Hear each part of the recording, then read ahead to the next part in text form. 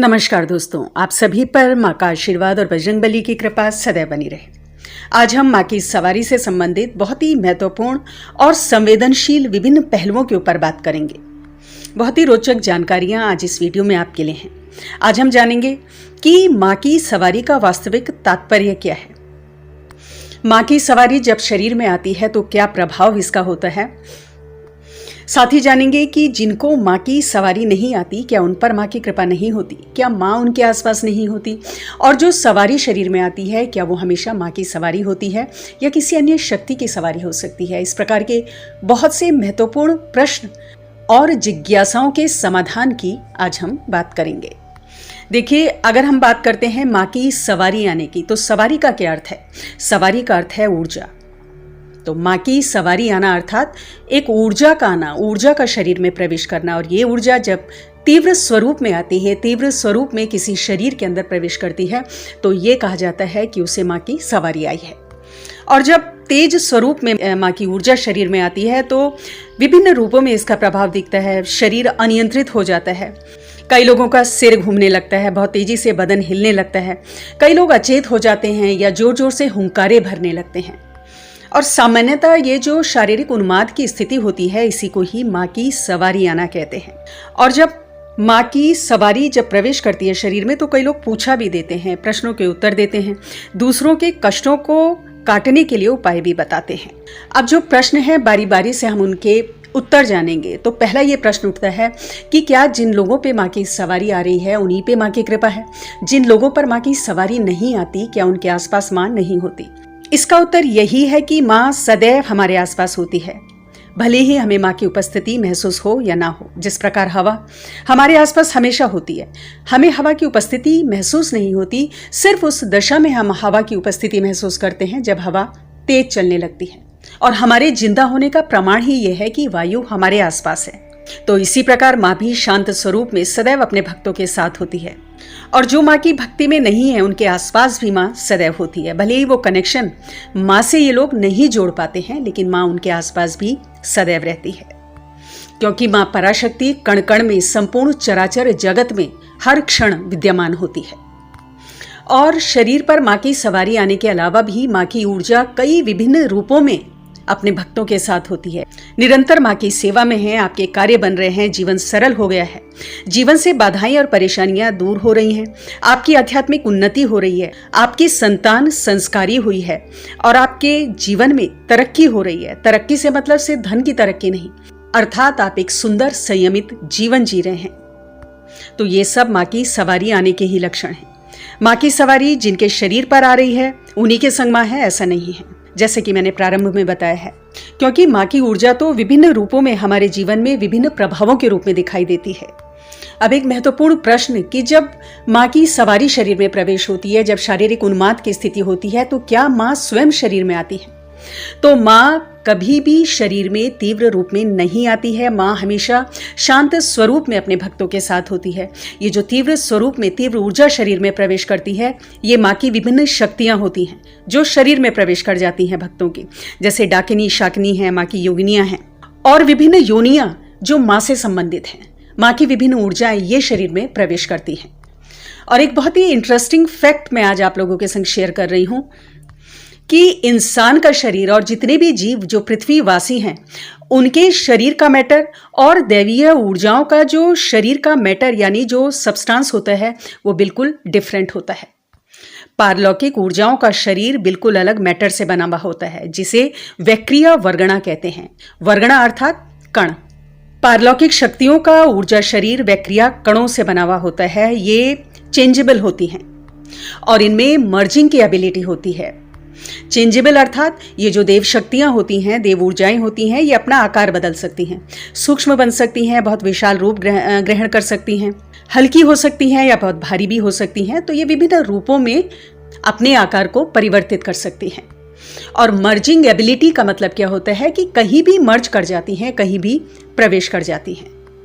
और जब ये देव शक्तियां, पारलौकिक शक्तियां किसी शरीर में प्रवेश करती हैं तो एकदम से डायरेक्ट हर किसी के शरीर में प्रवेश नहीं करती, ना ही कर सकती हैं। इसके पीछे का कारण मैं आपको बताती हूँ।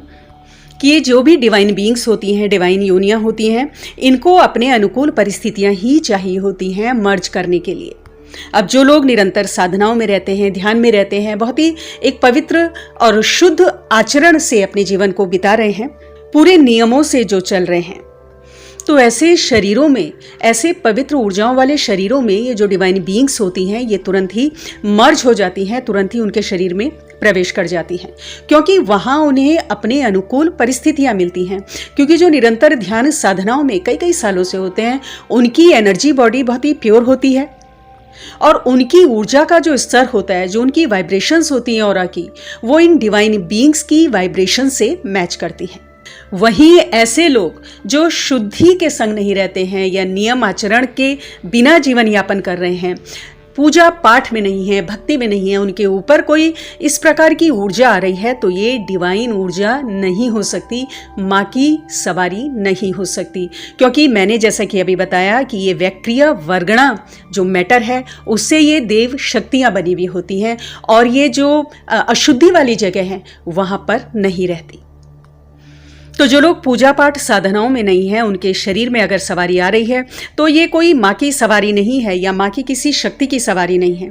ये अन्य सूक्ष्म योनियों की सवारियाँ होती हैं, जो भटकी हुई आत्माएं होती हैं, किसी शरीर की खोज में होती हैं, तो ये अंदर प्रवेश कर जाती हैं। जब ऐसे लोग सवारी का आह्वान करते हैं, तो ये भटकी हुई जो योनियाँ होती हैं, ऐसे लोगों के अंदर प्रवेश कर जाती हैं।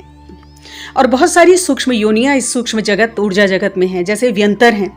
ये भी एक प्रकार के बीइंग्स होते हैं जो इंसानों के शरीर में घुस जाते हैं, या अन्य योनियां होती हैं जो खेल खेलती हैं। जिस प्रकार आप देखते हो भौतिक जगत में जो छोटा बच्चा होता है वो बड़ों की नकल करता है, उस जैसा बिहेव करता है, उसी प्रकार ये जो एनर्जीज होती हैं, भटकी हुई होती हैं, ये शरीरों में, इंसानी शरीरों में घुसकर अपने आप को माँ के रूप में दर्शाती हैं, दिखाती हैं। लेकिन हकीकत में ना तो ये माँ की कोई सवारी है और ना ही इनका माँ की शक्तियों से, माँ काली की ऊर्जाओं से कोई संबंध होता है।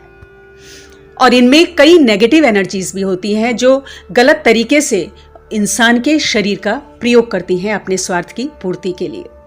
तो जो माँ की ऊर्जा है, माँ की जो विभिन्न शक्तियाँ हैं, वो ऐसे व्यक्ति के अंदर प्रवेश करती हैं जो निरंतर ध्यान साधनाओं में होते हैं और माँ की शक्तियों का, माँ का आह्वान करते हैं सवारी के लिए।